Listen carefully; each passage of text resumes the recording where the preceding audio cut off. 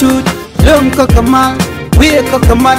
tel longa chagu jojal garamam mam tel kwanga tel piu belto chadak pa kon ramamane biya kamal ka Noor Online TV ka jan gwasme bana roj bana jelling an rojadana bana ko pike ka jan gwasme cheta nyene shala do wood asinya de wang de lol ki me shinya de wang ka mot sha lugono ba jalok kuma men lugluk ki kuma South Sudan an en lugna ki lugna sko barama dan te ka der ba je quest der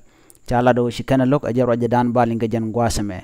mi e jirama jidit ka jan channel ma gore jin bi jin wagane ko ken ko gor kono de lare de kano ba gwanten kono gor kon ke de ko ten ka tung nentenas ka jan gwasame ban je chuling am rajadana chala de no wood e sinya da wang de lol shaluk e baluk kuma man luk re wika so Sudan shit ka man ngai kono lep ko nen lukono ka gwase dana sho chala do chirame dana de luk ma de je luk jan che jien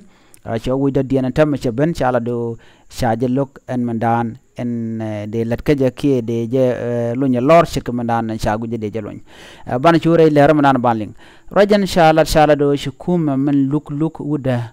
me shi wang nya de lol shaluk de shaja kapchong chala do shine ten luk jala de no en wuda mo shaje buluñ ka shate de bekab ko men chalat shede karami shiranak ka nya da moy kabot ki ka bom mi shibe median point chala de nono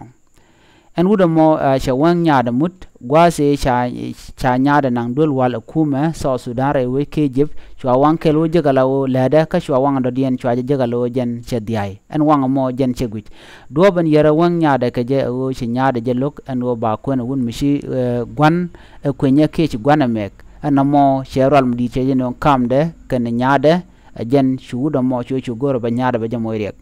ana mo chering midit chunon kamuda kana nyada ka shuuda mo nyada shu gorno bo wanka bakalol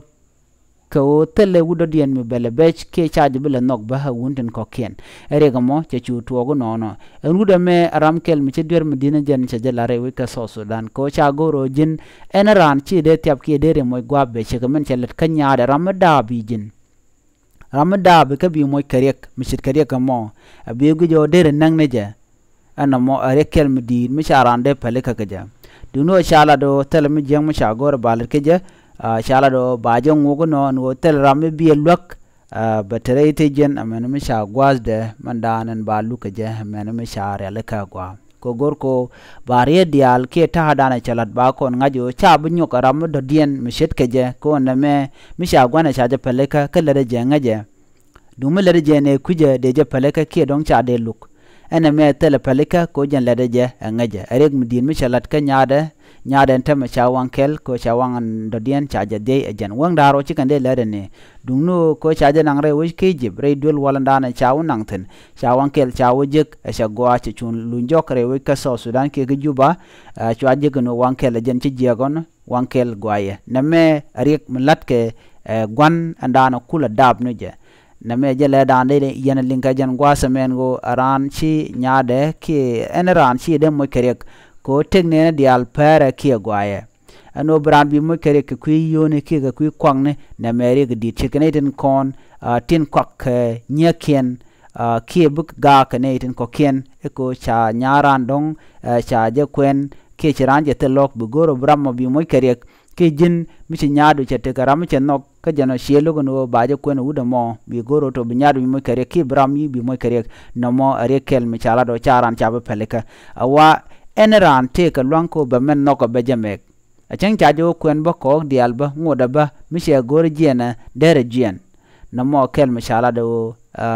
chaluk kume ka chalugo jan baje lunki batede baje ka ban jele lengwa danan be ngumi chala do kume ki ngu melet kuma jaga jan gwasa me ban jali linkel ka gwasan be biata kamal bye bye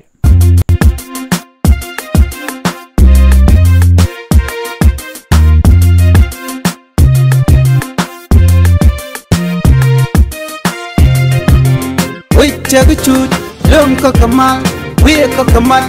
tel longa jagu jojal garamam mam tel kwanga tel piu